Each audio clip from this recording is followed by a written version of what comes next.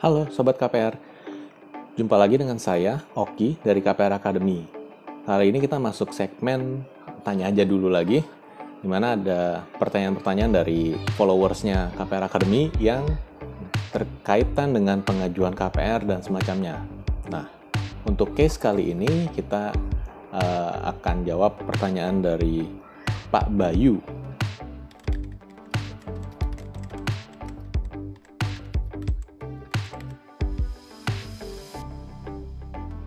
Menjawab pertanyaan ini sebenarnya jawabannya bisa iya, bisa tidak.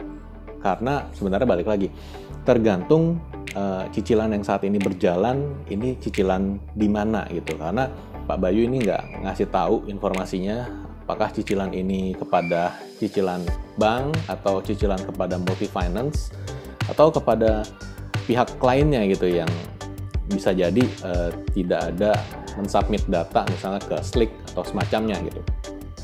Nah, jadi jawabannya ya bisa ya atau bisa tidak. Tapi terlepas dari ada cicilan yang lain, sebenarnya faktor yang paling penting yang harus dipertimbangkan oleh Pak Bayu adalah kita melihat kemampuan kita gitu. Jadi bukan masalah bisa dilihat sama si bank, track recordnya seperti apa, dan bagaimana ke depannya, apakah kita masih mampu mencicil atau bagaimana. Bukan itu gitu. Yang terpenting adalah sebenarnya kita juga mesti bisa ngukur kemampuan kita.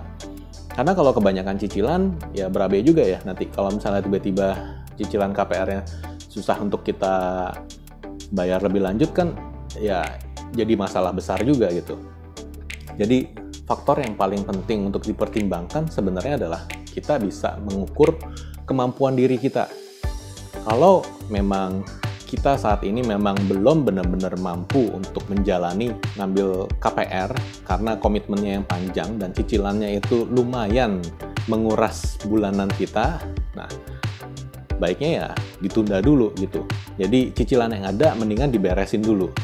Kalau cicilan yang ada diberesin dan kita fokus cuma tinggal ke KPR, itu kan pasti kan rasanya pada saat kita menjalani pun akan lebih ringan rasanya. Jadi ya kalau udah lebih ringan ya tentunya lebih nyaman juga. Karena balik lagi perlu diingat ya KPR itu panjang waktunya gitu. Kalau ngomong KPR subsidi memang sih dikasih bunganya 5% gitu. Tapi jangka waktunya 20 tahun. Dan itu kalau misalnya kita mati langkah di tengah itu agak repot gitu. Kita mau bergerak kemana-kemananya itu agak susah gitu. Karena apalagi yang kita cicil ini kan rumah ya. Apalagi kalau rumahnya untuk ya memang KPR subsidi kan memang harus untuk ditinggali. Jadi ya bagaimana nih kita menyelamatkan rumah tersebut. Nah, ini jadi satu hal yang penting yang perlu dipertimbangkan lebih lanjut gitu.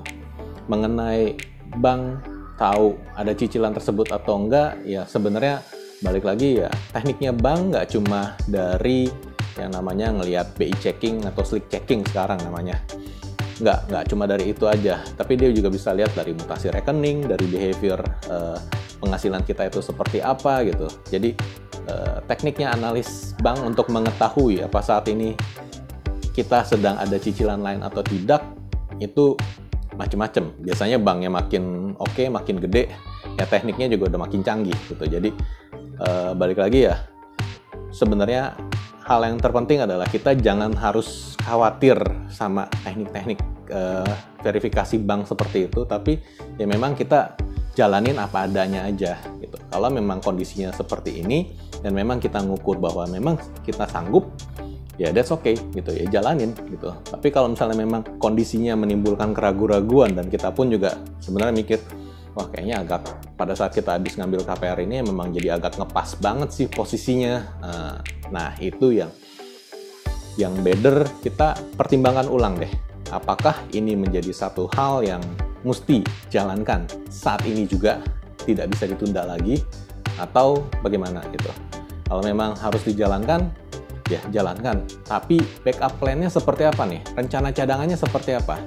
Karena balik lagi ya, kalau memang nanti di tengah jalan 20 tahun itu baru jalan 3 tahun atau 4 tahun, terus tiba-tiba kita udah mulai megap-megap nih untuk bayar angsuran, nah itu repot juga tuh ujungnya.